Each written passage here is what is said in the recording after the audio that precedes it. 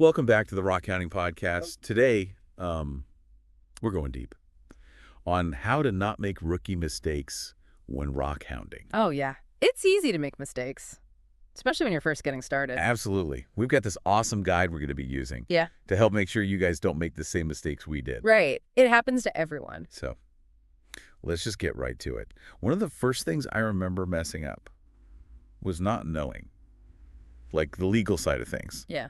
There are rules. Yeah. And we got to follow them. Like you can't just go anywhere and start digging. Exactly. Got to know whose land you're on. And if you can even collect there. Don't want to get fined or anything. Right. So where do we even start with this whole legal thing? The Bureau of Land Management website is a pretty good place to start. They have maps and stuff that show where you can and can't collect. What about private land? Oh, yeah. Always got to get permission before you even think about collecting on someone's land. Makes sense. And don't forget about local rockhounding clubs. They'll know all the good spots. Oh, yeah. For sure. So, another thing I messed up early on was not bringing the right gear. Oh, yeah. What did you bring? Ugh. It's kind of embarrassing. Yeah. Like a plastic grocery bag and this rusty old screwdriver. Oh, no. Yeah, it did not go well. What should you have brought? Well, for starters, a good rock hammer. Definitely. Like an S-string. Those are great. A geology pick is good too. For sure. And don't forget, safety goggles. Oh, yeah. Those are important. You don't want to get rock chips in your eye. Definitely not. Gloves are important too. And Yeah. a good bag or bucket. Makes sense. There are also some optional things that are nice to have. Oh, like what? A good field guide. Yeah. The Audubon one's great. And I never leave home without my hand lens. For getting a closer look. Yep. A soft brush is nice too. For Ah. cleaning off your rocks. Yeah. Now that we've talked about gear, Mm-hmm. we need to talk about safety. Right. Safety's super important. We're working with sharp tools Mm-hmm. and going to some pretty remote places, So, always wear your safety gear. like goggles and gloves. Yep. And be careful where you're hammering. Right. Don't hammer towards yourself or anyone else, Definitely not. And be aware of your surroundings. like unstable cliffs and stuff, Exactly. and wildlife. Oh, yeah. Don't want to run into a bear. Definitely not. Another good tip. Tell someone where you're going and when you expect to be back. Especially if you're going somewhere remote. Right. So, another mistake I see a lot of beginners make is bringing back way too many rocks. Oh, yeah.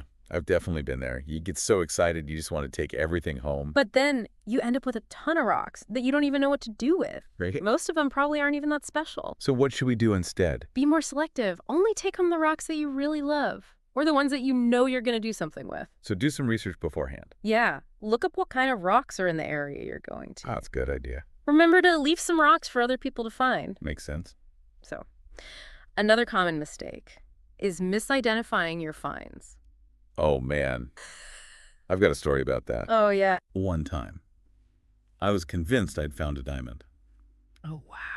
but it turned out it was just a really sparkly piece of quartz. Oh, no. I know, right? It happens. So how do we avoid doing A that? good rock and mineral guidebook can help. Like the Audubon one we talked about earlier. Yep. And there are some good apps out there, too. Cool. And, it can also help to research the local geology. That way you'll know Yeah. what kind of rocks you're likely to find. Exactly. So another thing that's important is documentation. Oh, yeah. You got to keep track of your finds. I learned that the hard way. Oh, what happened? Well. I found this amazing outcropping of quartz crystals. Oh, wow. I know. I filled my whole backpack. Sounds awesome. It was. But I was so excited, I forgot to write down where it was. I know, and I've never been able to find it again. That's terrible. It is.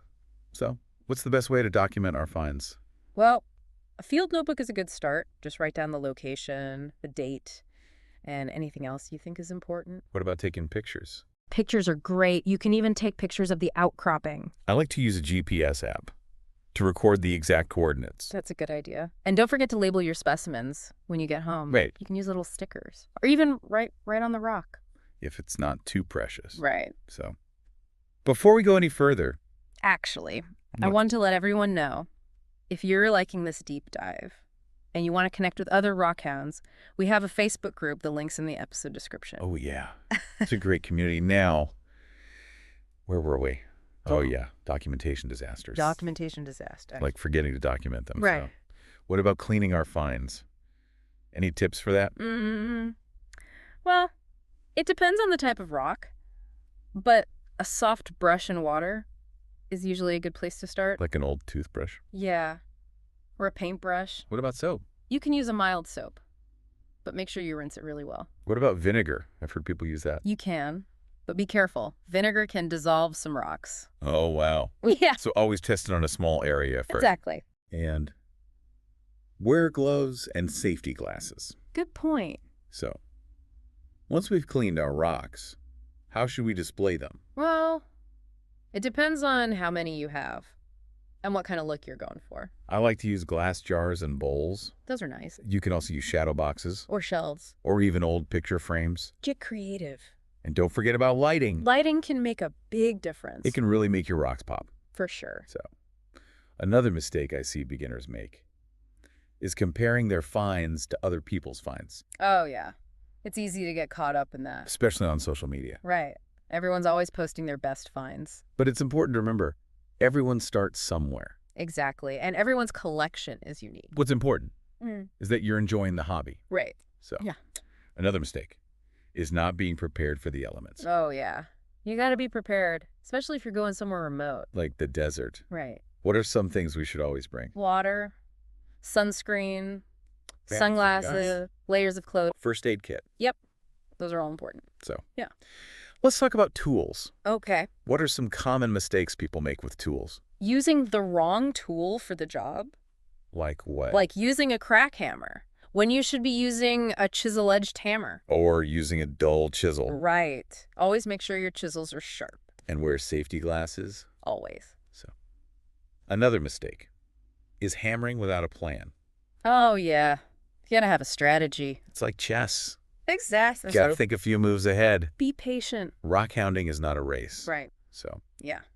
another mistake I make is not trimming my finds. Trimming can really make a big difference. It can, but it's time consuming. It is, but it's worth it. It's like giving your rocks a makeover. Exactly. So, what are some basic trimming techniques? Well, you can use a hammer and chisel, or a diamond saw, or a grinder. It depends on the rock. Right. So, before we move on, I just wanted to remind everyone The about our Facebook group. It's a great place to connect with other rockhounds and learn more about the hobby. link's in the episode description. So, another mistake is giving up too soon. Oh, yeah. Rockhounding can be tough. Sometimes you feel like you're just digging up dirt. I know. But you gotta be persistent. Some of the best finds take a lot of time and effort. Right.